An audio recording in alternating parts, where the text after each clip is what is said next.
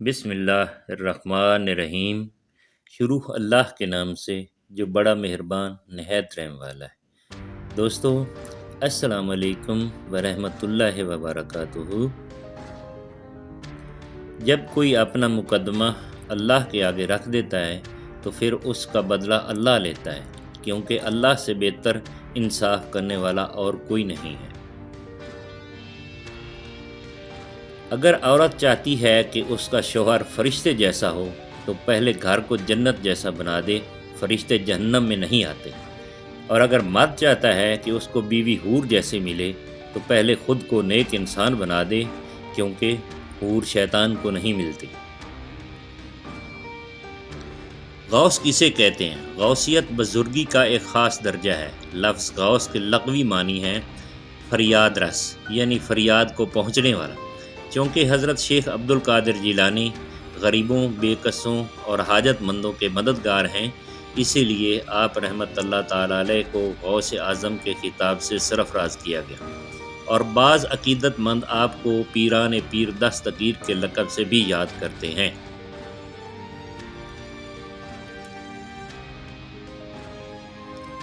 آپ صلی اللہ علیہ وسلم کون سی عورت کو ناپسند کرتے تھے؟ آپ صلی اللہ علیہ وسلم نے ارشاد فرمایا، ترجمہ: میں ایسی عورت کو ناپسند کرتا ہوں جس کے ہاتھ مہندی سے اور آنکھیں سرما سے خالی ہوں۔ بچے کو شیطان تو نہ کہیں۔ لفظ شیطان کا روٹ ورڈ کیا ہے؟ شین، توئے اور نون، شطن، یعنی اللہ کی رحمت سے دور، دھتکارا ہوا۔ اس لیے بچے کو کبھی شیطان نہ کہیں، اللہ نہ کرے وہ شیطان ہو۔ شیطان تو اللہ کی رحمت سے دور ہونے کو کہتے ہیں۔ کیا آپ چاہتے ہیں کہ آپ کا بچہ اللہ کی رحمت سے دور ہو؟ ہاں، اگر آپ کا بچہ بہت شرارتی ہے تو آپ اسے شریر کہہ لیں۔ اللہ سمجھ عطا فرمائے، آمین ثم آمین۔ جب دماغ پریشان ہو تو آپ کا چہرہ خوبصورت نہیں ہو سکتا۔ صحت کے بعد سب سے اہم چیز عزت ہے۔ اگر عقل مند بننا چاہتے ہو تو آپ کو تکالیف سے گزرنا ہوگا۔ اس چیز کو وہی چھوڑ دینا بہتر ہے جو ذلت کا باعث بنے۔ جو انسان زندگی سے محبت اور نرمی کو نکال دیں اسے سکون کبھی نہیں مل سکتا۔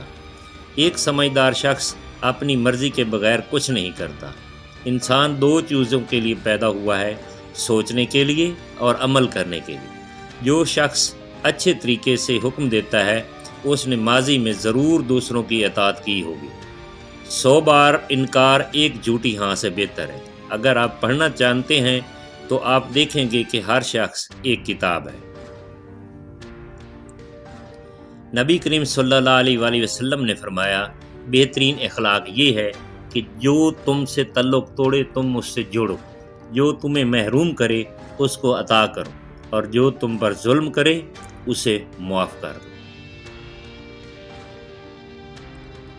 ماں محبت کا سمندر تو باپ کا شفقت کا سمندر، ماں دعاؤں کا ذخیرہ تو باپ عطاؤں کا ذخیرہ، ماں گھر کا ہیرا تو باپ گھر کا چراغ، ماں جنت کی ضمانت تو باپ جنت کا دروازہ۔ اللہ پاک ماں باپ کا سایہ قائم و دائم رکھے، آمین یا رب العالمین۔ من تو شدم تو من شدی، من تن شدم تو جان شدی، تاکس نگوید باد ازیں من دیگرم تو دیگری۔ میں تو ہو گیا اور تو میں ہو گیا، میں جسم ہو گیا تو اس کی جان۔ اب کوئی یہ نہیں کہہ سکتا کہ میں اور ہوں اور تو اور۔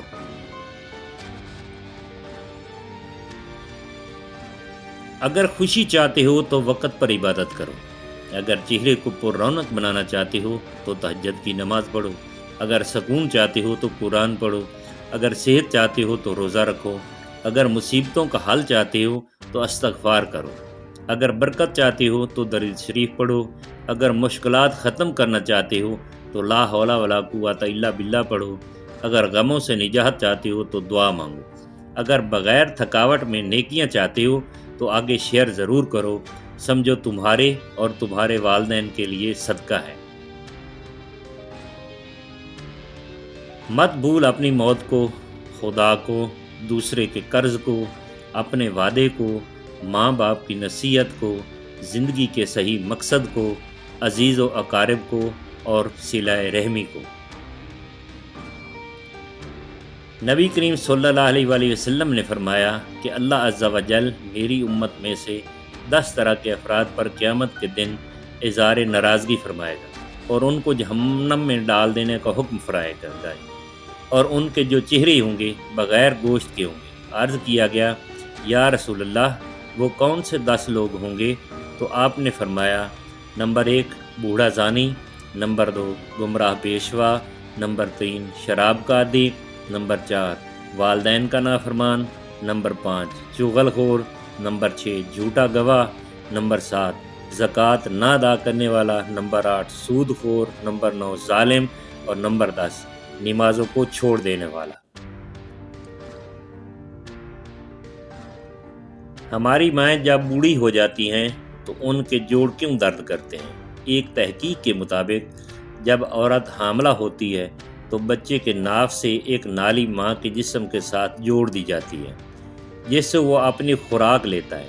اگر ماں متوازن خوراک نہ بھی لے تو اس نالی کے ذریعہ بچہ ماں کی ہڈیوں اور جوڑوں سے نمکیات کھینچ کر اپنی ضروریات پوری کر لیتا ہے، اور ماں کی ہڈیاں اور جوڑ کمزور ہو جاتے ہیں اور وہ بڑھاپے میں شدید تکلیف کا باعث بنتے ہیں۔ اور ہم میں سے اکثر اولاد پھر بھی کہتی ہے کہ آپ نے ہمارے لیے کیا ہی کیا ہے۔ اشفاق احمد لکھتے ہیں کہ ایک سوال نے مجھے بہت پریشان کیا۔ سوال تھا مومن اور مسلم میں کیا فرق ہے؟ بہت سے لوگوں سے پوچھا مگر کسی کے جواب سے تسلی نہیں ہوئی۔ ایک دفعہ گاؤں سے گزر رہا تھا، دیکھا کہ ایک بابا گنے کاٹ رہا ہے۔ نہ جانے کیوں میں نے ان سے پوچھ لیا، سوال پوچھ لوں۔ میں بابا جی کو سلام کیا اور اجازت لے کر سوال پوچھ لیا۔ بابا جی تھوڑی دیر میری طرف دیکھتے رہے اور جواب دیا، مسلمان وہ ہے جو اللہ کو مانتا ہے اور مومن وہ ہے جو اللہ کی مانتا ہے۔ جو کچن میں آپ کے لیے اپنا ہاتھ جلا دیتی ہے، برائے مہربانی گھر آ کر ان کا دل نہ جلایا کرے، اور جو سارا دن گھر سے باہر آپ کے لیے تکالیف اٹھاتا ہے، وہ خون پسینہ ایک کرتا ہے، برائے مہربانی گھر آنے پر ان کا خون نہ چوسیں۔ یہ ایک میاں کے لیے پیغام ہے اور ایک بیوی کے لیے۔ ایک مرتبہ گاؤں والے بارش کی دعا کے لیے اکٹھے ہوئے تو ایک بچہ چھتری لے آیا۔ یہ ہے ایمان۔ بچے کھلاتے ہوئے جب ہوا میں اچھالتے ہیں تو بچہ ہنستا ہے کیونکہ اسے پتہ ہوتا ہے کہ اچھالنے والا گرنے نہیں دے گا۔ یہ ہے یقین۔ ہم خبر نہیں ہوتی کہ صبح زندہ اٹھیں گے کہ نہیں، مگر پھر بھی رات کو سوتے وقت الارم لگا لیتے ہیں۔ یہ ہے امید۔ اللہ پر ایمان، یقین اور اللہ سے امید میں دنیا کے ہر مسئلے کا حل موجود ہے۔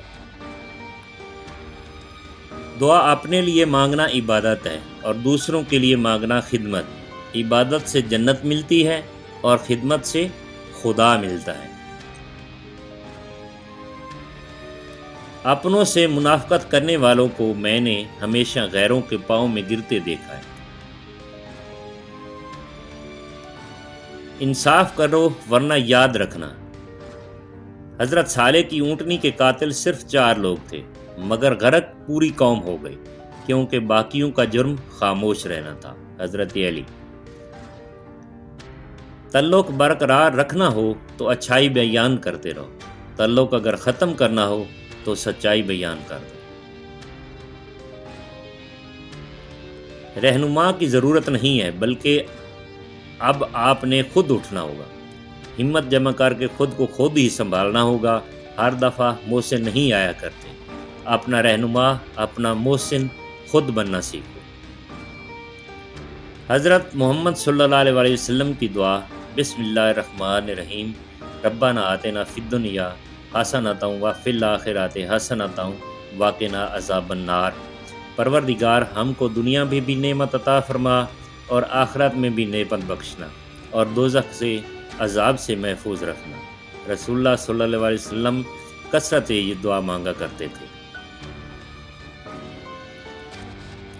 مولانا رومی سے کسی نے سوال کیا کہ موسیقی کون سی حرام ہے؟ جواب دیا، امیروں کے برتنوں میں گونجتی چمچوں کی آواز جو بھوکے غریب کے کانوں میں پڑے۔ حضرت علی رضی اللہ تعالیٰ عنہ فرماتے ہیں، لوگوں کو اسی طرح معاف کرو جیسے تم خدا سے امید رکھتے ہو کہ وہ تمہیں معاف کرے گا۔ آپ صلی اللہ علیہ وآلہ وسلم نے فرمایا، بہت سی عورتیں جو دنیا میں باریک کپڑا پہننے والی ہیں وہ آخرت میں ننگی ہوں گی۔ شادی کس عورت سے کریں؟ نبی کریم صلی اللہ علیہ وسلم نے ارشاد فرمایا، زیادہ محبت کرنے والی اور زیادہ اولاد دینے والی عورتوں سے شادی کرو، بے شک میں باقی امتوں پر تمہاری کثرت کی وجہ سے فخر کروں گا۔ دنیا مکافات عمل ہے، کسی کا بھی صبر ضائع نہیں جاتا۔ یقین رکھیے اللہ نہ صرف اس دنیا میں بلکہ آخرت میں بھی آپ کے ساتھ کی گئی ایک ایک اذیت کا بدلہ لے کر رہے گا، اور بے شک وہ بہترین بدلہ لینے والا ہے۔ حضرت علی رضی اللہ تعالیٰ عنہ فرماتے ہیں، بے فکر ہو جاؤ، اللہ مخلص دلوں کے ساتھ ناانصافی نہیں کرتا۔ شیطان انسان کے دل سے چپکا رہتا ہے، جب وہ دل سے اللہ کو یاد کرتا ہے تو شیطان پیچھے ہٹ جاتا ہے، اور جب وہ ذکر اللہ سے غافل ہوتا ہے تو شیطان اس کے دل میں وسوسے ڈالتا رہتا ہے۔ حضرت ابن عباس رضی اللہ تعالیٰ عنہ راوی ہیں کہ رسول اللہ صلی اللہ علیہ وسلم نے یہ ارشاد فرمایا، فرمان مصطفیٰ صلی اللہ علیہ وآلہ وسلم، قیامت کے دن ہر آنکھ روئے سوائے 3 آنکھوں کے، وہ آنکھ جو اللہ کریم کی حرام کردہ چیزوں کو دیکھنے سے باز رہی، وہ آنکھ جو راہ خدا میں راتوں کو جاگتی رہی، اور وہ آنکھ جس سے خوف خدا کے باعث مکھی کے سر برابر آنسو نکلا۔ اگر تہجد میں سورۃ یاسین پڑھ کے دعا مانگی جائے تو وہ دعا بھی انشاءاللہ قبول ہوگی، کیونکہ ایسے 3 دل ملتے ہیں، رات کا دل، قرآن کا دل اور انسان کا دل، اور 3 دلوں کا ملنا قبولیت کا سبب بنتا ہے انشاءاللہ۔ اللہ آہستہ آہستہ تمام دنیاوی سہاروں کو آپ سے الگ کرتا ہے، اس لیے نہیں کہ آپ بے سہارا ہو جائیں، بلکہ اس لیے کہ آپ کو رب کا سہارا صاف اور نمایاں نظر آئے، تاکہ آپ ہمیشہ اللہ پر بھروسہ رکھیں۔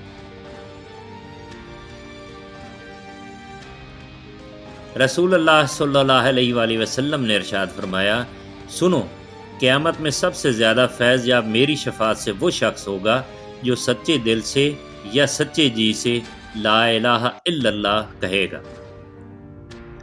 غریب رشتہ دار پر صدقہ کرنا، رسول اللہ صلی اللہ علیہ وسلم نے فرمایا، کسی غریب کو دینے پر صرف صدقہ کا ثواب ملتا ہے، لیکن غریب رشتہ دار کو دینے پر دوہرا اجر ملتا ہے، ایک صدقہ کا، دوسرا صلہ رحمی کا۔